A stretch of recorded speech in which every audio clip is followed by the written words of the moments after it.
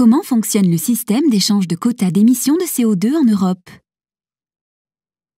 Les gaz à effet de serre présents dans l'atmosphère permettent de maintenir la Terre à une température moyenne de 15 degrés. Sans cet effet de serre, il ferait moins 18 degrés. Depuis la révolution industrielle, de grandes quantités de gaz à effet de serre sont libérées par les activités humaines. Leur concentration croissante dans l'atmosphère conduit au réchauffement de la planète, ce qui dérègle notre climat. Dès 2005, pour limiter les émissions de gaz à effet de serre, l'Union européenne a décidé d'instaurer le premier marché de quotas carbone. C'est aujourd'hui le plus grand système d'échange au monde. Comment fonctionne le marché de quotas d'émissions de carbone en Europe? D'abord, la Commission européenne définit un plafond d'émissions pour une certaine durée. Ensuite, ce plafond est partagé entre les différents acteurs du marché sous forme de quotas échangeables. Un quota correspond pour une installation industrielle à l'autorisation d'émettre une tonne équivalente de CO2.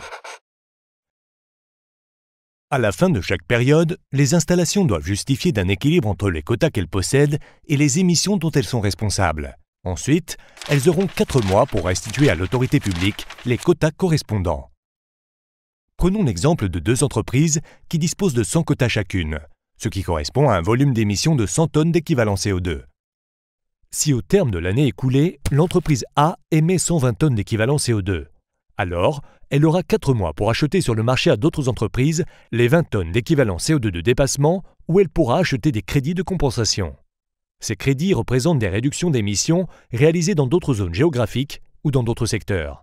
Au-delà de ces 4 mois, si l'entreprise n'est pas en conformité, elle devra payer une amende et fournir le nombre de quotas manquants.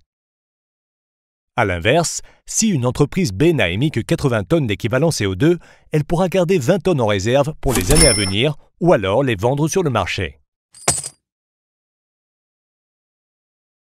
Le marché européen du carbone couvre près de 50% des émissions de CO2 et concerne près de 16 400 installations industrielles les plus polluantes dans les secteurs de l'énergie et de l'industrie.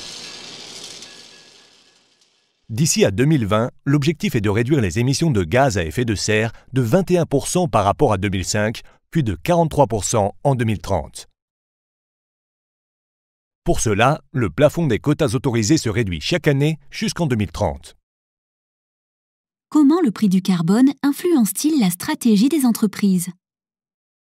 Le prix du carbone doit inciter les entreprises à s'engager dans des actions de réduction de leurs émissions d'équivalent CO2. L'entreprise se demande quelle option est la plus rentable à long terme. Compenser ses émissions en achetant des quotas ou investir dès à présent dans des technologies sobres en carbone. Si l'entreprise anticipe un prix du carbone inférieur au coût des actions nécessaires pour réduire ses émissions de gaz à effet de serre, alors elle préférera acheter des quotas, voire des crédits de compensation. Dans le cas inverse, elle préférera investir tout de suite pour améliorer son efficacité énergétique ou utiliser des énergies renouvelables, voire les deux. Voici comment le marché du carbone favorise le développement des technologies propres, à condition d'avoir un prix soutenu à long terme.